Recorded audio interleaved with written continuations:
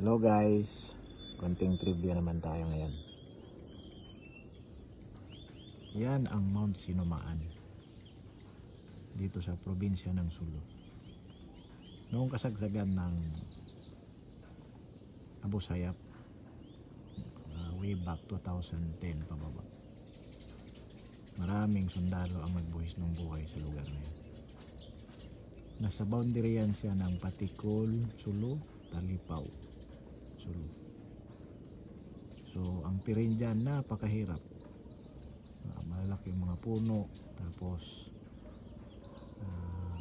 makakapal ang vegetation.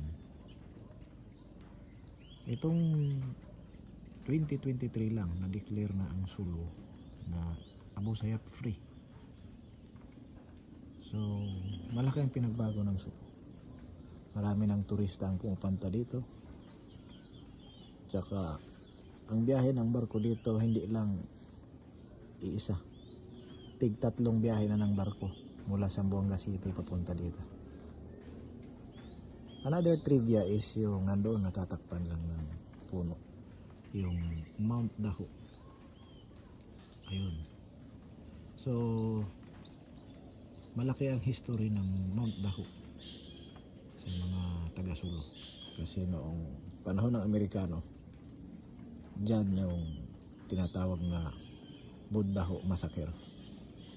1,000 plus na tausug ang namatay sa pakikipaglaban sa mga Amerikano sa lugar ngayon. As time goes by, iba-ibang grupo ng rebelde ang nabuo sa lugar na to hanggang sa makamit nila ang kapayapaan.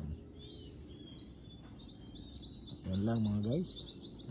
Muli, welcome to Sulu. Sa mga gustong mag-explore, marami na mga activities dito. Mayroon ng ultramarathon, may mga bikings na mga activities na explore ng mga turista ang lalawigan ng Sulu.